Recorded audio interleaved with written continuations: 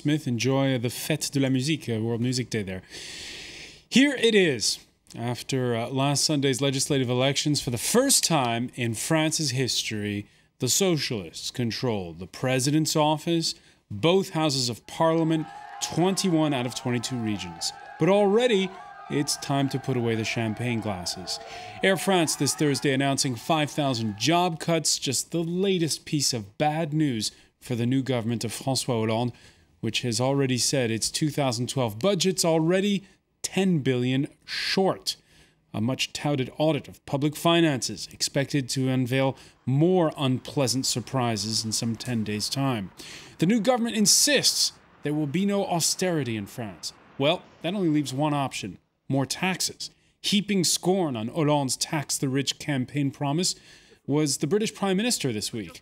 Besides the ensuing war of words, David Cameron's wooing of wealthy Frenchmen, perhaps denting the socialist momentum as champions of a pro-growth agenda for Europe. Can the new French president keep his campaign promises to both rein in spending and kickstart the economy? What with Spain and Italy already in the throes of capital flight, can Europe as a whole agree on measures that can keep cash on the continent? Today in the France 24 debate, we ask if it's honeymoon over for François Hollande. And joining us to talk about it, media and telecoms lobbyist Leonidas Kalogeropoulos. Thank you for being with us. Thank you. He's the vice president as well of the Employers Federation. ETIC is how you pronounce it, right? Absolutely. Okay. Former IMF economist Stéphane Cossé, now with France's centrist Modem Party. Welcome back, sir. Hello. And from the city of Vannes in Brittany, Paul Jorion, columnist for Le Monde Économique. Thank you for being with us. Good evening. The France 24 debate, where you can always weigh in on the conversation on Facebook, and on Twitter you can find us at François F24. Let's begin, if you will, with this Thursday's front cover of French weekly news magazine Le Point, which shows François Hollande and the headline, "Oh, I forgot to tell you," with the subheadline, in case you don't know what this is about, "Reduced public spending, debt, taxes, the myth of Germany will pay." In other words, Stéphane Cossé, the bad surprises begin now. Absolutely, and I think Le Point is exactly right. Oh, I forgot to tell you. You may say growth will resume, but growth is not going to resume like that. But not many French voters are really surprised by any of this, are they? Well, I do think that many of the French voters are hoping that growth will resume one way or another, and growth will resume first by confidence, and confidence will come if you do address the public finance issue, and if you do address confidence in business and in business environment. And this has to start first not by increasing the purchasing power, increasing spending, but by addressing disequilibrium such as public finance. So that's where the choices are right now. Which message you're going to send? Are you going to give priority to spending just because you've been taking a lot of commitments during the campaign? Or are you going to choose disappointment in saying, well, we are going to meet the budget deficit targets, starting by reducing heavily public spending? The government, which, by the way, has pushed back its audit of public finances to July the 2nd. That's after next week's summit in Brussels, the EU. That avoids further questions from France's European partners along the lines of how are you going to pay for any stimulus or pro-growth policies. So says French satirical weekly Le Canard Enchaîné. There you can see one of their cartoons that shows Hollande, his prime minister, friends, searching the presidential palace for spare cash. The president's partner, Valérie Trierweiler, asking if she should send a tweet to Nicolas Sarkozy to help find some of the cash that's missing from the empty state coffers. It is a situation, this 10 billion, excuse me, Leonidas Kalogeropoulos, but there's so many zeros whenever we're talking about this stuff. Too many zeros. Right. What does it mean the announcement that there's an extra 10 billion missing. Is that a big deal or not? No, I don't think it's a very big deal. The thing is, anyhow, that I was listening to what you were saying about growth and confidence. The fact is we've got 1,780 billion debt, and we're somehow or another obliged to take that into consideration. So the fact is that anyhow, you call it austerity, rigueur, whatever word you like, there's no other choice. Whoever's at the head of government, of French government, then putting up some taxes, which taxes is a question, but putting up taxes, reducing dreadfully the expenses of the government and the state, and whatever government will be there, they've got to do it. And then there's a little, how can I say it, a little bit of flexibility to find of a very specific policy.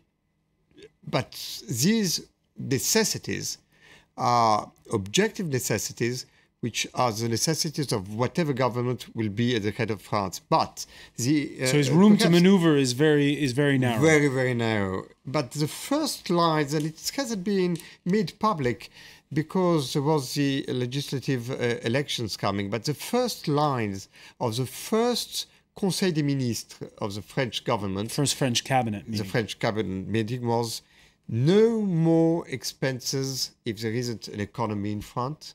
And savings. No new employees in the state if there's not at least reducing employees on the other side. So he is trimming the fat, if you will. Paul Jolion, here's what's interesting about all this, and we were making jokes a moment ago about what's been known as the Tweetweiler affair with his partner. François Hollande, the new president, he's been a mainstay of French politics for 2 decades. But you get the sense that we don't really know who he is. And in this case, we don't know what he's going to do in policy-wise. Well, I mean, there's a fiscal program. I mean, he said what he would do. I think the idea of putting it all within a context where we talk about competitiveness, this is extremely unfair. I mean, there's a big of a, how would I say, putting it all in a very gross perspective, which is to say that we need to align wages all over the world on those of, say, I don't know, Bangladesh or Vietnam. I don't think that's the way we should look into all these issues. It's time to introduce some decency again into the distribution of wealth. And if Monsieur Hollande is the person who's going to do that, well, that's a good thing. I don't understand why we not offended enough by the declaration of Mr. David Cameron, Prime Minister of Britain, when he's kind of declaring a war on France. And in France, the people are, I would say, kind enough just to, I don't know, smile about that. But this is really serious. This is the declaration of war against France, and I'm amazed that the reactions are not at the level of the offense which is actually being made. No, I'm sorry to disagree deeply with what has just been said. All right, let me. Of course, both gentlemen, hold your fire. Maybe we can hear what David Cameron had to say. This was David Cameron at the G20 in Mexico. He was asked about Hollande's campaign pledge for revenues above €1 million to be taxed at 75%. Here's what the British Prime Minister had to say. I've said before that if the French go ahead with a 75% top rate of tax, we will roll out the red carpet and welcome more French businesses to Britain, and they can pay taxes in Britain, and that can pay for our health service and our schools and everything else. Yeah, I think it's very important what was said there. And about the 75% tax... So you think David Cameron was right to say that? Not only I think he was right to say that, but I think it was an electroshock. I don't know how you say it exactly. A wake-up call. A wake-up call for French people, because this tax of 75%, from François Hollande's point of view, he has said it very clearly, that's not going to bring any more money into the state accounts. It's just for the symbol. And as a symbol, it's absolutely not only useless, but David Cameron said very rightly that there is a competition between states. a competition to attract free enterprise and entrepreneurs. And with that kind of measure, it is sure that other countries are more attractive for entrepreneurs than France is going to be absolutely in a situation to dissuade entrepreneurs to stay here or to come here. But do you think that that message was directed at French businesses or at wealthy Frenchmen? No, I think it was a political message, that it is certainly not that kind of measure that's got to be the direction in which we're going to be able to solve our accounts. And I think from where he is, saying it this way, in a very few words, he made much more than very, very long arguments on the way of governing economy. Stéphane Cosset, I need to say about that, the level of arrogance that was expressed in that statement is beyond any description. Mr. David Cameron doesn't realize that he belongs to a world which is on the wane. These kind of approaches have failed. This is what has brought us to the time in which we are, of a total collapse of the system he's talking about. How does he dare to say things like that? Who does he think he is? I mean, he doesn't represent entrepreneurship in whatever way. He represents capital. We need to say that. The entrepreneurs has got nothing to do what we're talking about. Well, I'm sorry, but it is a very good pedagogical way of explaining that not only what's going to happen, but what is already happening. And I am very, very hurt as a Frenchman that to realize that in Brussels, there have been huge traffic problems because of the amount of déménagement. How do you say déménagement? I'm sorry for my English. People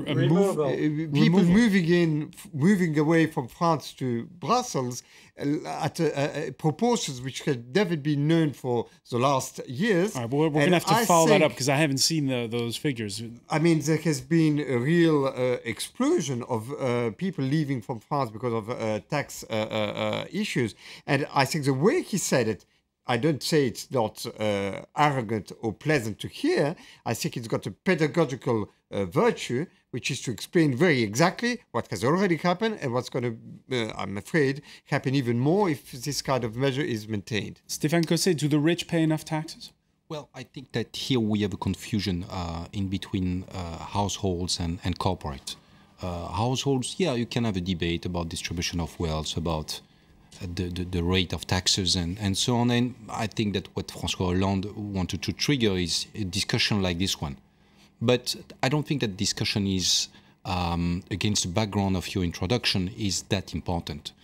What is important is how you're going to resume growth and how you're going to address public finance.